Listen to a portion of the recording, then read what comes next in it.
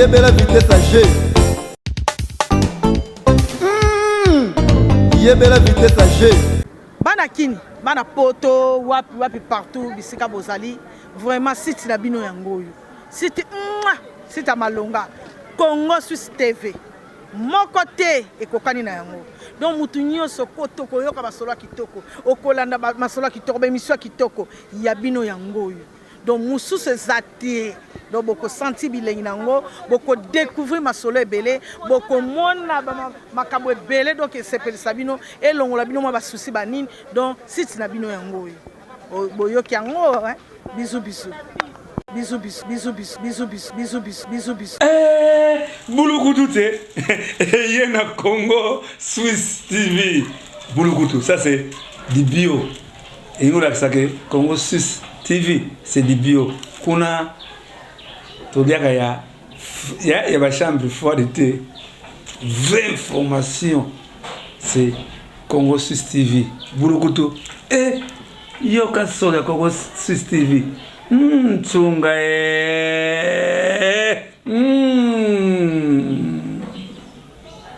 Oui, bana poto, bana bipa union saison bino bolanda biso. Vraiment, vous avez été bolanda Congo Suisse TV. Yango ne peneza masolo ya malonga, eza na makambo pene ya malonga na kanti boza décider. Hein? Congo Suisse TV, hein? Congo Suisse TV. Na gangi bafwe. Yongo mbio muntu. Mbote mingi balandi na biso ya Congo Suisse Télévision. Toye lisusu na tranche na biso ya sika. Premièrement, na pesa balandi na biso nyonso mbote ba fidèle na biso ya Congo Suisse Télévision na pesi bino mbote mingi.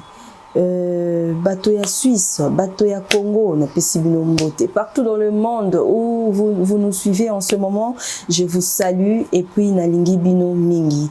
Kolo a pambola bino. Tolanda émission na biso kino na suka toko comprendre sens il y a émission na biso toko comprendre sens il y a le pourquoi na yelelo na tranche oyo ya sika. D'abord je vais signaler un truc sentiment na katsa motema nanga. Je suis très fière. Je me sens vraiment fière. Il y a un président, il y a motema malamu lokola Félix Tshisekedi. Je me sens fière, il y a une première dame lokola maman Denise Nyakero. Je me sens fière, il y a un batu lokola Babed Achour, batu lokola oyo ba soutenaki moi na biso oyo abimi na kati ya village au fin fond. Il y a Bandunduville. En tout cas, merci beaucoup. Merci beaucoup, na président Nabiso. Merci beaucoup, na maman Denise. Merci, na Bedachour. Merci pour notre soutien, Nabino. Je vous remercie beaucoup pour ça. Ça montre que nous avons un pays très sensible. Tous un bateau basa sensible. Tous un bakonzi oyo net Félix Tshisekedi mokonzi oyo aza très sensible. Maman Denise, maman Yabana. Je suis vraiment fière de vous. Yakolobela bino na émission oyo. Yakoloba pona acte oyo bo poser pa ya mwana oyo. Bato babande ko filmer mwana wana. Babande ko filmer na idée ya ko se faire plaisir, ya ko s'amuser na un petit villageois moro boyé. Un moins que rien moro boyé. Amoni mutu keza koleka na kati ya village na bango ayeko diembela moni yango lokola jouer et peut-être idée na bango mwana na mona ki mutu kana lokola extraordinaire amona ki yango soki ndenge oui ça peut être vrai aussi parce que c'est un enfant né grandi au village. Peut-être banda botama no amata mutu kate banda botama nano amona teke mutu kamunene bongo za koleka na batu plein na katina donc na téléphone ndenge babanda ko filmer c'était quelque chose ya sika et pas na ye sûrement. so totali mwana biso wana mwana ana kozala na ba soki aza na âge ebele ekozala ba 11 ans 10 ans mais tala sagesse ya mwana wana tala grâce ndenge elandaka moto grâce ndenge orientaka moto. Par là je vais dire que il faut pas mettre point sur la vue de quelqu'un. Il ne faut pas limiter quelqu'un, il faut pas dire que non, ah muto ndeza bopo na ye. Ah yaza na ba catégorie boy. Ah moi na o bato bando filmer moi na ba ba ke c'est un villageois. Ah moi na mo bois surtout que mutu ka ya odiembela. To filmer, to partager on a ba TikTok, to partager on a ba Facebook. Na ba réseaux sociaux juste pour rire, juste pour se moquer de ces petits là. Mais tale esika Nzambe à confondre bango. Nzambe à confondre bango. Tale esika Nzambe à confondre bato wana babande ko filmer mwana wana. Nzambe à confondre bango. Parce que idée na bango ezalaki koseka. Eta mwana azodiembela zolo. Viens nga pardon, viens na diembelité, viens. Ceux qui vous abonnent à Banzambe, botika ngai na diembelité. Bango maman na plaisir. Biso bozabe boseki pour télé ba vidéo wana. Botale ba vidéo wana sûrement au sekaka parce que tonalité à moi na wana kota la moi na mukia zo ba maramba bongo, c'est un peu impressionnant au seka au sara moi action mo boye ce que vous a mutu amote mama lamu au zoye au kabeli mo eloko tozio ke mona ba parents na ye to sungi ndenge maman na biso maman Denise na papa na biso mokonzi mboka Félix Tshisekedi basali pona mwana wana. En tout cas longonya mingi na bino ba parents na biso ya Congo longonya mingi na bino tata na biso na maman na biso maman Denise Nyakero. Merci mingi na acte oyo bosali. J'ai vraiment un cœur rempli d'amour, rempli de sentiments pour vous. Comment on a obino bosali pour la moine oyo. Et coup de chapeau à l'homme d'affaires Abed Achour. Coup de chapeau à toi pour tous les bienfaits que tu es en train de faire pour cet enfant. Ils ont pas confondre batouana. Nesika bango parce que elle va filmer na kati na bango bango milobela moi na waza na villageois. Moi na wa surtout keli mutuka. Moi na wa yeko diembela pour surtout keli mutuka moni yango extra. Tika to filmer to seka na biso to sala moi moi ambiance na biso à travers moi na oyo to seka to leka na biso nzela. Sans pourtant qu'on se rendre compte que c'est là qui joue il y a grâce na ye. Et c'est là qui joue il y a bénédiction na ye. Très chers internautes, je vais vous dire que tango Nzambe a pambola ramutu. A tout na volonté à mututé. A kolongola na kati ya soni, na kati ya pasi, na kati ya humiliation. Quand la humiliation wana a tombolio, quand la souffrance wana a tombolio, et puis comme ici batu. Moi nana un villageois. Un jour arriva il n'a pas été un jour tamwana mutuka. Un jour zana mutuka ya yemoko. Un jour boso meye le pango. Un jour akoya Kinshasa. Un jour akotanga na bekola malamu na kati ya Kinshasa. Un jour ba parents na ye ba koseka po na ye. Parce qu'il est innocent, je peux dire même qu'Aza bébé, il ne connaît rien de la vie. Il ne connaît rien de la vie. Tellement qu'il y a une grâce en Zambie. Tellement qu'il y a une destinée pour que tombe la parents na ye. Pour que bongi sa vie à famille na ye. Grâce à lundi, na kati ya humiliation. Grâce à lundi, na village. Na bande ndokuna na fin fond na kati na bamboka kati kuna grâce elandi kuna ngolu na sujet oyo na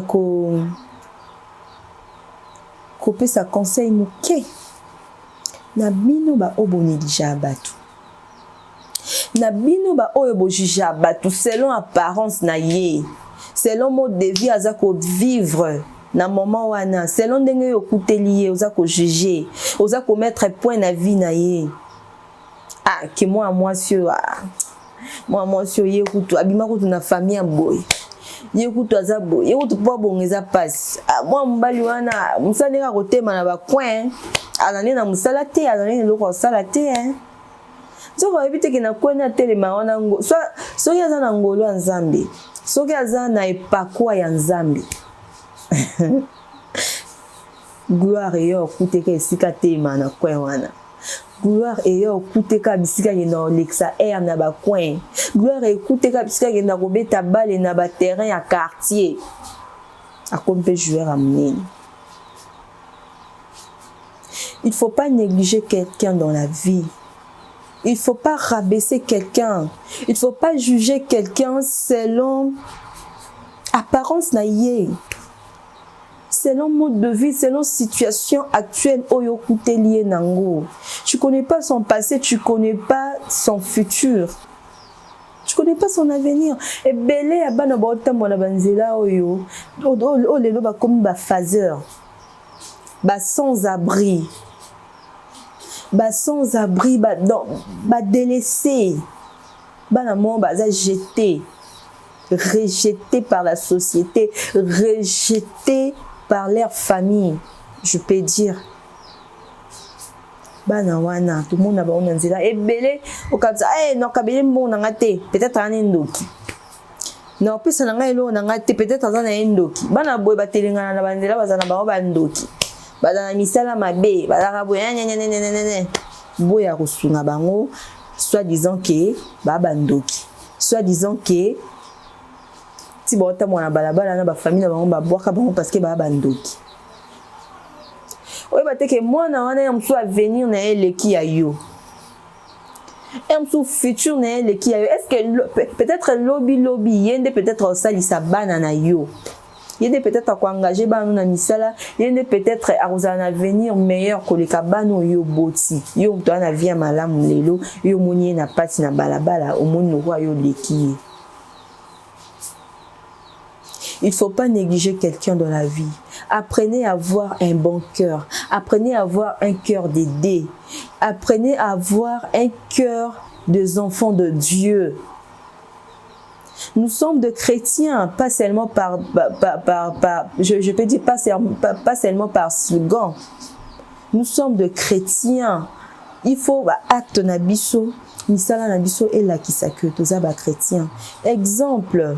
Tata Nabiso mokonzi ya mboka Félix Tshisekedi na maman Nabiso Denise Nyakero, la première dame. Exemple yangoana, ce sont de véritables chrétiens. Ce sont de gens qui craignent Dieu. Abed Achour, c'est un homme qui a un bon cœur. Batalité que moi nana dans le village, nous na fait fort, nous na ba grandeur na biso yo. Toki na bamboka na ndeni ko bimisa mwana moko ya bongo to aider na kishasa pe bato aider baza ba ngwebele na kishasa pe mambo sa les ebele mbo na ngana ko kabela na ngande ko na ngai mbo na ngana ko sela na ngango boy na ko zongisa boy na ko sala boy abeda shwa ko zape mutuka ne wana azana homme d'affaires wa kabela mwana na mutuka wana akoza mutuka wana abaloli yango na ba fer na ye to pe atiango na kati ya parking na ye esala honneur na ye tant que mutambo azwi mutuka wana kabeli yango mwana wana assurer étude na ye maman Denise a assuré avenir ya mwana wana tata na biso mokonzi ya mboka Félix Tshisekedi asali ebele pona bomo ya mwana wana lelo bomo ya mwana na eza assuré. Je vous dis, tozala na motema ya kosunga. Tozala na motema malamu. Ne mettez pas seulement critique liboso. Tochaka teke Les Congolais sont tout le temps dans la distraction, dans la makambo. Ah, bah, film qui est. Eh, t'as que tu n'as pas ozo seka, oza ko se moquer na mwana wana. Au lieu de réflexion, il y a ko sunga. Ozo réflexion, il y a ko salisa ye, ozo seka. Ozo tia limite dans la vie à mwana wana. Nous voyons, dans la internet, beaucoup. Comment ça va publication maman Denise talanga pe na diembeli ya kosunga ngai maman Denise talanga pe na diembeli ya kosunga ngai bobota mbula moko bobota mukolo mona mwana wana mukola grâce na ekokaki yango na pambola miti et puis asala yango ya farce te asala yango ya farce te. Et yeli esa la bongo Saint-Esprit a dirigé esa la bongo a ke kodiembela na mutuka wana a loba ndenga bande koloba na lingala ni tenga maka wana ba filmer ba publier ye mokili momba ba mona asambo akoma ridicule pour na sima aza le lever. Dans la vie il faut avoir d'abord premièrement mutema ya bolingo mutema ya kosunga kozana mutema kateke ya critique ya koseka to pe ya nini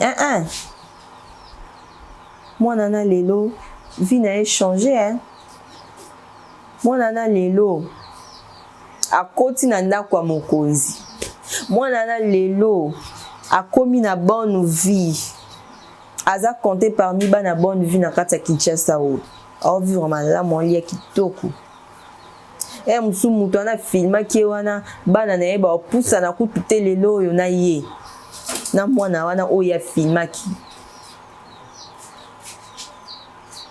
émission oyo eza juste pona kolamusa ba Kristo émission oyo eza juste pona kosala appel na bana Nzambe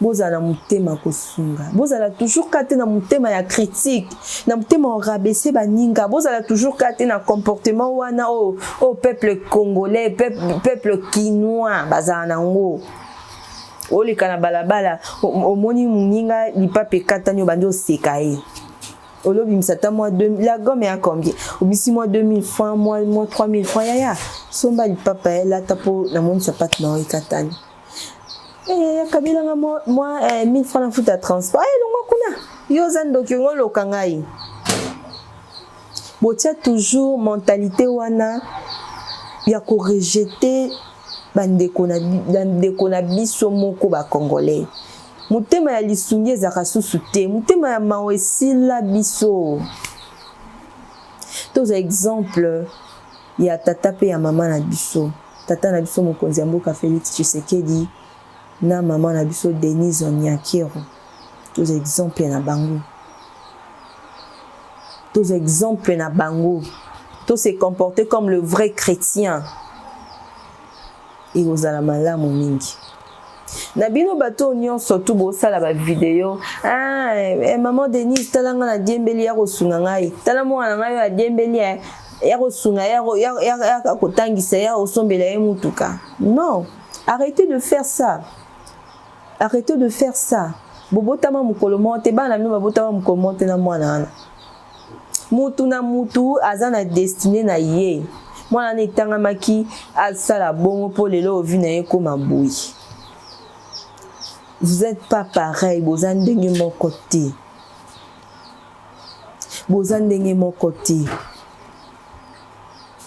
Je rends vraiment gloire à Dieu pour un changement et la vie à moi na oyo. Oye comme ici monde entier et comme ici mokili mobimba.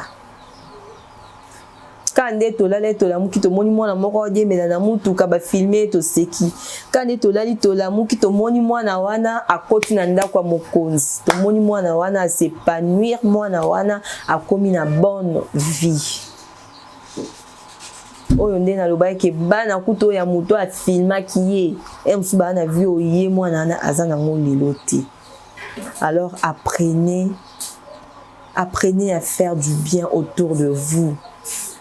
Apprenez à avoir un bon cœur. Apprenez à avoir un bon cœur. Soyez des enfants de Dieu en vérité et en vérité. Bon, ça là-bas, farce, c'était comme vous qui dans les surtout à la chrétien, c'est ça, bien. Na ba païen kutu ba ça la malamu nitibine kole kabino. Ba musulman ba ça malamu kole ba chrétien. Soyez des enfants de Dieu en vérité. Soyez de chrétiens en vérité. Tolanda exemple, il y a Tata Nabiso Mokonziamoka Félix Tshisekedi, c'est un véritable chrétien. C'est un homme qui craint Dieu, c'est un homme au grand cœur. C'est un homme au grand cœur, prêt pour aider, prêt pour faire du bien. Et le ngona maman Nabiso Denise, maman Denise Nyakero. En tout cas, coup de chapeau à vous. Merci beaucoup pour tout ce que vous êtes en train de faire pour cet enfant-là. Je rends gloire à Dieu. Comme il y a une émission à Nabiso,